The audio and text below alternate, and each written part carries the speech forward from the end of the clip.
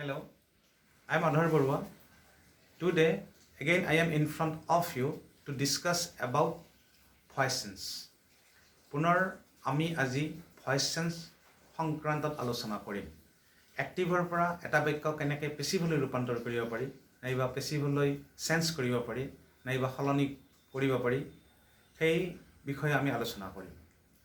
তাৰে আগতে তোমালোকে এটা কথা জানি লোৱা, ফিউচাৰ টেন্সৰ আমাৰ চাৰিটা ভাগ আছে। চাৰিটা ভাগৰ তাৰে দুটা ভাগকে আমি কি কৰিব পাৰোঁ, এক্টিভৰ পৰা পেছিভলৈ ৰূপান্তৰ কৰিব পাৰোঁ। সেই দুটা ভাগ হ'ল ফিউচাৰ ইনডিফিনিট আৰু ফিউচাৰ পাৰফেক্ট। গতিকে এই দুটা ভাগ সম্পৰ্কে আমি আলোচনা কৰিম। তাৰোপৰি আৰু এটা মই বিষয় লৈ লৈছোঁ, তোমালোকে এনেকুৱা কিছুমান বাক্য পাবা যিবিলাক বাক্যত, যিবিলাক চেণ্টেন্সত দুটা অবজেক্ট থাকে। এতিয়া দুটা অবজেক্ট থকা বাক্যবিলাকক আমি কেনেকুৱাকৈ পেছিভলৈ ৰূপান্তৰ কৰিম, সেই বিষয়ে আজি আমি আলোচনা কৰিম। এতিয়া বৰ্ডলৈ আহা, গোটেই কথাখিনি আমি আলোচনা কৰোঁ।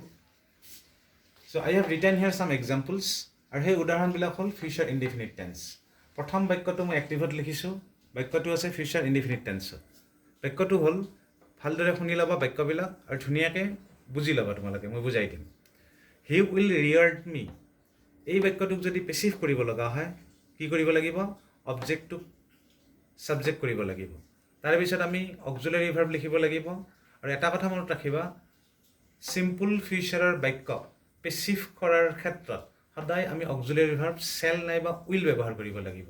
আৰু চেল আৰু উইলৰ পিছত বি, এই শব্দটো লিখিব লাগিব, বি ইজ পাৰ্মানেণ্ট। এই শব্দটো নোহোৱাকৈ ফিউচাৰ ইনডিফিনিট টেন্সৰ বাক্যক আমি কেতিয়াও পেছিভ কৰিব নোৱাৰোঁ। ভাৰ্বটো পাষ্ট পাৰ্টিচিপল ফৰ্ম, পেছিভত সদায় পাষ্ট পাৰ্টিচিপল ফৰ্মত লিখিব লাগে।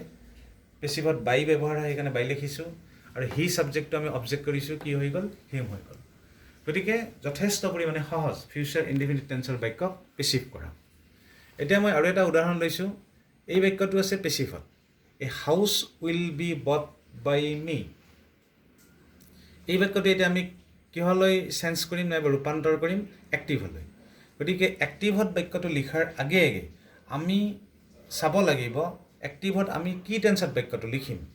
গতিকে সেইটো জানিবৰ কাৰণে আমি কি চাব লাগিব? প্ৰথম অক্সিলাৰী ভাৰ্বটো চাব লাগিব। যদি অক্সিলাৰী ভাৰ্ব চেল নাইবা উইল থাকে, তেতিয়াহ'লে কি হ'ব? ফিউচাৰ। বি থকা মানে কি? ইনডিফিনিট। গতিকে আল্টিমেটলি এক্টিভত বাক্যটো আমি ফিউচাৰ ইনডিফিনিট টেন্সত লিখিব লাগিব।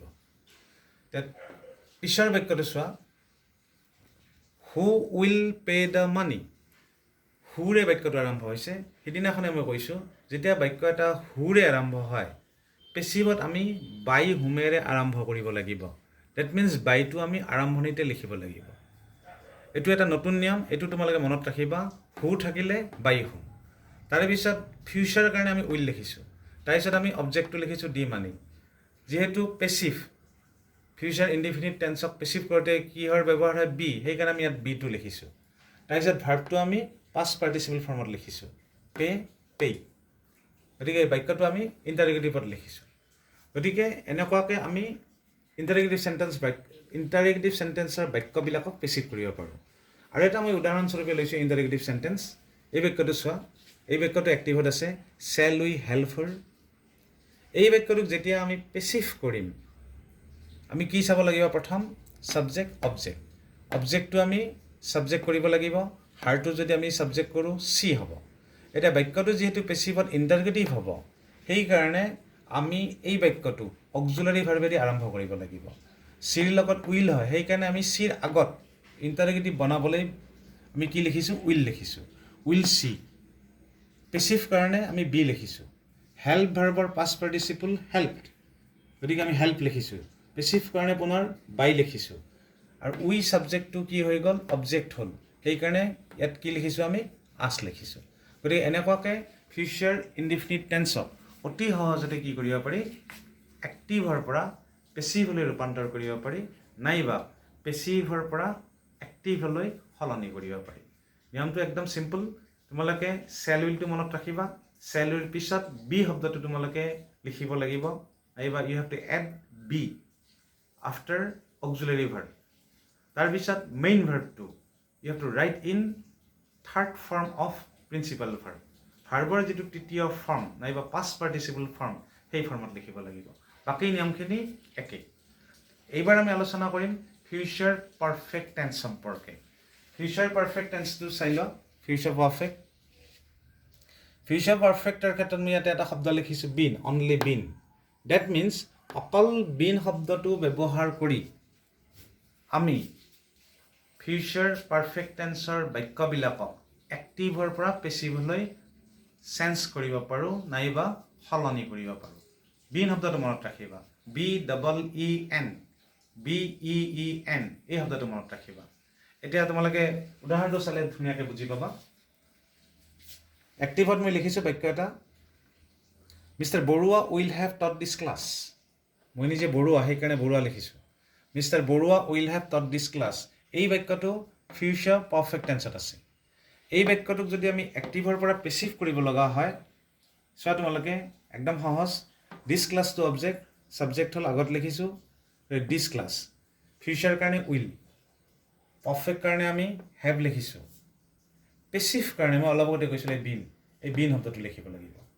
তাৰপিছত লাগিব আমাক ভাৰ্বটো থাৰ্ড ফৰ্মত নাইবা পাষ্ট পাৰ্টিচিপল ফৰ্মত এইটোও সহজ কাৰণ ফিউচাৰ পাৰফেক্টৰ ভাৰ্ববিলাক সদায় থাৰ্ড ফৰ্মতে লিখা থাকে নাইবা পাষ্ট পাৰ্টিচিপল ফৰ্মত লিখা থাকে সেই ভাৰ্বটো লিখি দিলেই হ'ল তাত তাৰপিছত পেছিভ কাৰণে পুনৰ বাই এই ছাবজেক্টটো কি হ'ল অবজেক্ট হ'ল গতিকে মিষ্টাৰ বৰুৱাই হৈ থাকিব গতিকে অতি সহজতে আমি ফিউচাৰ পাৰফেক্ট টেন্সৰ বাক্যবিলাকক কি কৰিব পাৰোঁ এক্টিভৰ পৰা পেছিভলৈ চেঞ্জ কৰিব পাৰোঁ নাইবা সলনি কৰিব পাৰোঁ এইবাৰ মই আৰম্ভণিতে কৈছিলোঁ ইফ টু অবজেক্টছ এটা বাক্যত যদি দুটা অবজেক্ট থাকে অসমীয়াত কৰ্ম বুলি কোৱা হয় কৰ্তা কৰ্মক্ৰিয়া গতিকে কৰ্ম বুলি কোৱা হয় এটা বাক্যত যদি দুটা অবজেক্টছ থাকে তেতিয়াহ'লে আমি কেনেকুৱাকৈ পেছিভলৈ ৰূপান্তৰ কৰিম এতিয়া চোৱা এই বাক্যটো মই মাতি দিছোঁ বাক্যটো এক্টিভত আছে আই গেভ হিম এ বুক আৰু এই বাক্যটো চিম্পল পাষ্ট টেন্সত আছে গতিকে এই বাক্যটোত দুটা অবজেক্ট আছে আই গেভ হিম এ বুক